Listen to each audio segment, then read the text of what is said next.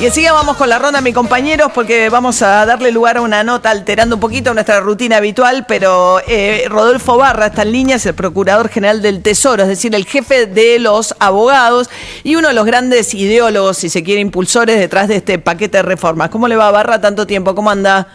Buenos días, ¿cómo está? Bien. A ver, le quiero preguntar primero por la consulta popular que mencionó ayer el presidente en el reportaje con Luis Majul. Entiendo que es no vinculante en todo caso la consulta popular.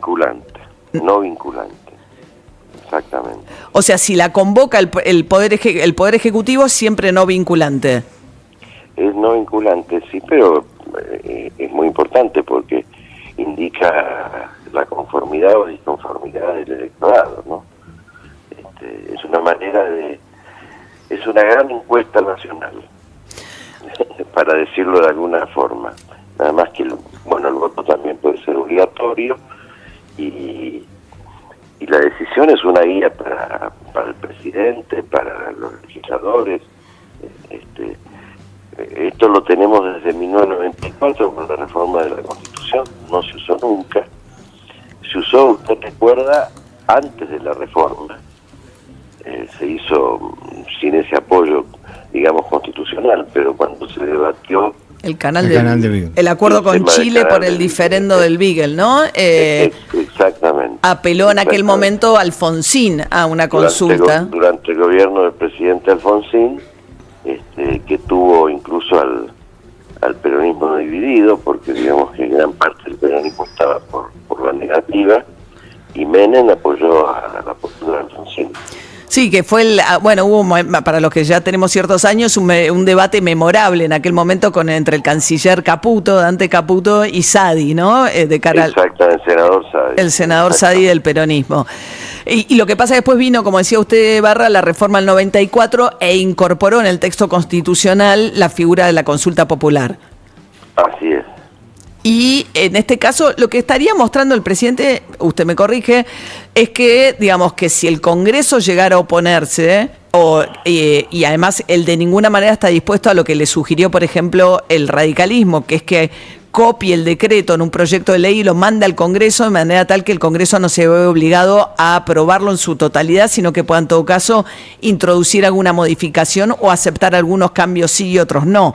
El presidente lo que está diciendo, eso no lo voy a hacer, en todo caso si lo rechaza el Congreso o la justicia, pero si lo rechaza la justicia y va a una consulta popular, no tiene eso es un camino sin salida. Si lo rechaza la justicia, está porque lo declara inconstitucional, como podría declarar inconstitucional cualquier otra ley. Pero lo que yo hoy vi en los diarios es que el radicalismo presentaría un proyecto de ley por sí. O sea, no es un proyecto del Ejecutivo, sino un proyecto del propio... Carolina Lozada, la senadora Carolina Lozada ingresó anoche un proyecto de ley espejo del decreto de Milei. Claro, no es por sí al decreto, sino es convertirlo en un proyecto de ley, que es lo que ayer Milei pareció decir que no quiere que ocurra. No, yo no entendí eso, no es que no quiera que ocurra, al contrario, estaría, me imagino yo, ¿no?, muy feliz de que ocurra, porque sería una ratificación del acierto de su medida. Yo creo que es muy positivo que se presente el proyecto de ley. Pero el proyecto de ley, perdóneme, Barra, que lo interrumpa, le permite en todo caso a la Cámara de Diputados, al Senado, decir esto sí, esto no. O sea, el DNU es un paquete cerrado por sí o por no. El proyecto de ley abre una discusión distinta. Abre una discusión distinta y eso está bien. Por eso lo que yo les quería decir es que no es que el DNU excluya al Congreso, al contrario, como usted está viendo en la práctica, yo se lo decía ayer a otro colega suyo, el DNU provoca que el Congreso trate el tema. Entonces, en este caso hay un proyecto de ley que lo trata, hay un debate parlamentario, puede ser que en ese debate alguna cuestión se quite o se ponga, pero ahí ya hay un tratamiento de la cuestión por parte del Congreso. Esto es lo importante. Pero el Ejecutivo está abierto entonces a que haya a que haya modificaciones al decreto. Bueno, el Ejecutivo en ningún caso puede impedir una ley del Congreso, que el Congreso sancione la ley, la puede observar, la puede observar total o parcialmente, lo que llama normalmente el veto, pero el Congreso también puede insistir después que el presidente actúe eso. Hay un diálogo ejecutivo-Congreso que es propio del sistema de división de poderes, de este sistema armónico de los norteamericanos dicen checks and balances, controles y balances, equilibrios entre uno y otro, que bueno, que lo que hace el DNU es provocar que eso funcione. Estamos hablando antes siempre una situación de emergencia, ¿no? Estamos hablando con Rodolfo Barra, el Procurador General del Tesoro. Ahora, ayer decía Milei, y lo escuchaba usted también, digamos, decir que, bueno, que hay una situación tan dramática económicamente hablando que no hace falta que eso por sí solo constituye una emergencia. Ahora, y diciendo que otros presidentes han firmado decretos, pero nunca ningún presidente firmó un decreto anulando 300 leyes y modificando otras tantas y convirtiendo, por ejemplo, de un plumazo a todas las empresas del Estado en sociedad del Estado de manera tal de que se puedan privatizar sin ni siquiera una ley del Congreso. Usted que fue, digamos, ministro de Menem, que fue integrante de la Corte en tiempo de Menem, ni Menem se animó a tanto. Bueno, hubo decretos de necesidad y urgencia que modificaron cuestiones muy sustanciales. Por ejemplo, Alfonsín modificó la moneda. ¿Por qué lo hizo por decreto de necesidad y urgencia? Porque por su naturaleza, primero había una situación de alta inflación, también una situación grave, pero más por la naturaleza de la medida, no podía ir al debate del Congreso, porque eso tenía que ser una medida de golpe, de sorpresa. Está bien, pero es como un anuncio económico, pero esto, hace falta... Acá lo que estamos viendo es un problema no ya cualitativo, lo que se estaría planteando, no sino cuantitativo. Deroga muchas leyes. Bueno, si lo puede hacer con una, la puede hacer con 20 también, esto no. No, pero todas revierten necesidad de urgencia, o sea, la necesidad de urgencia de eliminar de un plumazo 300 leyes, eliminar, qué sé yo, el registro de agencias de viaje, los despachantes de aduana, crear sociedades anónimas para el fútbol, ¿todo revierte la misma emergencia? Eso yo no le puedo decir porque esto es una estructura, una ingeniería económica y por ahí usted tendría que hablar de esto con el ministro de Economía, ¿no es cierto? Pero me parece que la filosofía de esto está en que todo es un sistema y el sistema usted tiene que tocarlo en todos sus elementos para que deje de funcionar. Entonces son todas regulaciones que le agregan costos a la economía. ¿Cuántos costos? Algunos más, algunos menos. Son todas regulaciones que le agregan costos al sistema económico. Estamos hablando con Rodolfo Barra. Ahora, lo que quiere el gobierno es desmantelar esa estructura que hace que la economía de la Argentina sea muy pesada, que no tiene incentivos para la inversión, ni nacional ni extranjera, y que cuando hay incentivos es gracias a una protección indebida a sectores económicos que también aumentan los costos. Es decir, no tenemos una inflación del 25 o 30% mensual de casualidad. Ahora, se produce de casualidad. ¿Entiende usted la lógica de un tratado de doble imposición con Luxemburgo? Eso está en el pedido... Sí, de extraordinarias. Extraordinarias. Bueno, en el pedido de extraordinarias están todas las leyes que el Ejecutivo está... pidiéndole al Congreso, sí, pero ¿cuál sería...? Claro. No, porque usted hablaba de los... Eso no es por necesidad. No, es un decreto. No, ya lo sé. Lo que no entiendo es la motivación, digamos, de incluir a Luxemburgo entre los países con los cuales... Bueno, son seguramente cuestiones de la política exterior argentina que están pendientes. Por ejemplo, la aprobación del Congreso al tratado. Por la Constitución, todos los tratados los tiene que aprobar el Congreso. Sí, había un tratado con Emiratos Árabes Unidos, ¿no? De la época de Macri. Puede haber cuestiones pendientes todavía que Cancillería, con buen criterio, seguramente pide, bueno, definamos esto, relaciones con Luxemburgo, que es un país europeo con el cual tenemos que tener buenas relaciones, serán ayudadas si se aprueba esta norma por el Congreso. Estamos hablando con Rodolfo Barra. Déjeme que le haga una pregunta. El decreto es enorme y usted hablaba de bajar... Perdón. Sí. No, que usted planteaba que en realidad el espíritu en general del decreto tiene que ver con bajar una gran cantidad de costos, ¿no? O trabas a la economía. Hay un gran capítulo que tiene que ver con leyes laborales, ¿no? A partir del viernes entiendo que rige el decreto, con lo cual todo el tema de multas e indemnizaciones, o sea, mientras el Congreso no diga lo contrario, ya el viernes rige ese nuevo sistema para indemnizaciones. Por ejemplo, si hubiera un despido el viernes, ¿se rige por el decreto? Así es. Así es. El decreto es como una ley y va a tener vigencia a partir del viernes. Para que de este viernes. De este viernes. Para que no tenga vigencia, bueno, lo tiene que derogar otra ley, total o parcialmente. O bien el procedimiento especial que tiene, porque esta es la principal diferencia que tiene el DNU con una ley.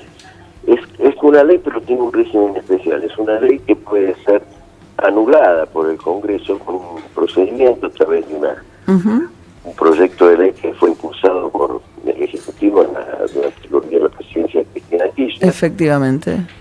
Que hace que esto sea tratado por una comisión bicameral del Congreso, eso ya lo pide la Constitución, con el dictamen de la comisión bicameral va a las dos cámaras y solo se deroga en caso de que ambas cámaras lo rechacen. Sí. Exactamente. Tiene que haber, lo que hacen es declararlo nulo. No pueden modificarlo. Ahora, en cambio, si el Congreso decide tratarlo por la vía legislativa ordinaria, como sería el caso de este proyecto de ley que presentó ayer el radicalismo, en el debate legislativo pueden modificar 20 artículos o ninguno, correcto, aprobarlo todo. Ahí se abre una instancia, claro. Una nueva ley. La ley posterior modifica o deroga la anterior. Ahora, déjeme que le haga una sola pregunta respecto de que mientras eso ocurra, ese debate en el Congreso y rige este decreto, el tema de las indemnizaciones, una cosa que no entendí muy bien, digamos, una de las cosas que sacó, por ejemplo, el empleo que tiene mayor cantidad de mujeres trabajando es el empleo en casas particulares, donde hay un 70% de informalidad. Hasta el decreto lo que regía era que las que no estuviesen registradas en caso de indemnización era una doble indemnización. Eso ahora se quitó y entonces no importa si la empleada está o no registrada, la indemnización es simple. La pregunta es, ¿cuál sería el incentivo a un empleador a registrar si da lo mismo al momento del despido, cuánto cuesta la indemnización?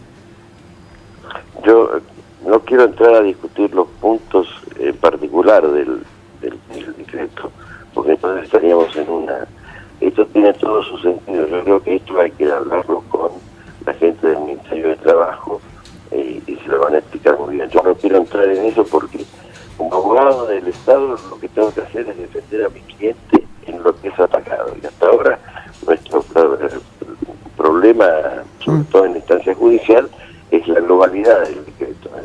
Hay necesidad de urgencia, que las medidas son urgentes. Bueno, este es el tema que estamos tratando. Bien. ¿Y usted cree que la jurisprudencia de la Corte hace que en caso de que llegara a la Corte entendería que efectivamente se enmarca dentro de la necesidad de urgencia? Pues si uno ve la doctrina da la sensación de que no. La Corte tiene un criterio severo con respecto al requisito de la urgencia y la necesidad, que yo creo que la situación argentina actual indudablemente encuadra en ese criterio de la Corte, ¿no es cierto? Estamos en una situación muy delicada, muy delicada. Bien. Bueno, eso está. Después habrá que analizar, como usted bien lo dice, cada punto en concreto. Eso como con cualquier ley. Bien. Por ejemplo, el Congreso sanciona una nueva ley de contrato de trabajo. Pongamos la hipótesis. Sí. Que tiene seguramente 300 o 400 artículos.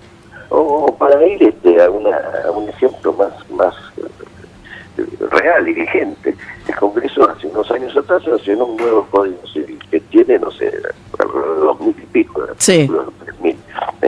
Bueno, el artículo número tal o cual, si es constitucional o no. Sí. Y se va a declarar así constitucional en una causa concreta, llevará el tiempo que tiene que llevar, y por ahí esto ocurre varios años después de la nueva norma estar vigente.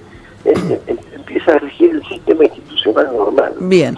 Rodolfo Barra, Procurador General del Tesoro. Bueno, muchísimas gracias por habernos atendido esta mañana, ¿eh? Muy buenos días, muchas gracias a usted. Hasta luego. A ver, lo que plantea Barra es que está abierto al debate en el Congreso, Sí. eso es nuevo, porque ayer cuando Milei tira la consulta popular da la sensación de que va todo o nada, que le dice al Congreso no pienso discutir con ustedes. Sin embargo, y me parece una señal importante para esta mañana, cuando Barra dice, bueno, me parece auspicioso que entre a funcionar el Congreso y que hagan una ley espejo copiando el decreto y que traten punto por punto. Sí, tiene un detalle eso, que hace falta que ahora Milei lo ponga dentro de extraordinarias para que pueda ser tratado. Porque el temario de extraordinarias, o sea, claro. en el periodo de extraordinarias solamente el Congreso debate los proyectos de ley que propone el Ejecutivo. Pero yo creo que se lo va a dejar correr todo enero, con este tiempo porque empieza a regir el viernes, tiene 10 días la comisión bicameral, ¿no? Me parece que si lo que quieren realmente es negociar, van a esperar un poquito más, Mira, ¿no? si vos tomás los 10 días de cada Sí. cosa, son 10 Sí. días para que mande el decreto, 10 días para que lo trate la comisión y después pasa al recinto, Sí. recién estaría llegando a los recintos el 26 de enero. El 26 de enero es viernes, con lo cual le quedan 3 días hábiles al Senado y a la Cámara de Diputados para sesionar antes que termine extraordinaria, porque Claro. extraordinaria termina el 31 de enero. Claro, por ahí se abre el periodo de negociación durante enero, ¿no? Claro. No sé, veremos si esto que dice Barra es un indicio de que hay una estrategia ahí negociada. Pero mientras tanto, todo lo que es cuestiones laborales, que me parece que son las más sensibles respecto de baja de multa, indemnizaciones más baratas, etcétera, etcétera, empieza a regir el viernes. O sea que hay que Sí. ver si algunas empresas no aprovechan esa ventana mientras, donde saben que está firme el decreto, ¿no? Claro, porque si vos lo tenés así, con esos plazos, si no lo tratan ahora, en esos 3 días hábiles de enero... Tenés el decreto corriendo un mes. Sí, por lo no, menos. enero, febrero y marzo hasta Claro. que lo traten en marzo. Bien, mientras tanto Milei se tiene que ir hoy a Mar del Plata, ¿no? A ver a Fátima, Sí, me parece. Milei se va a Mar del Plata.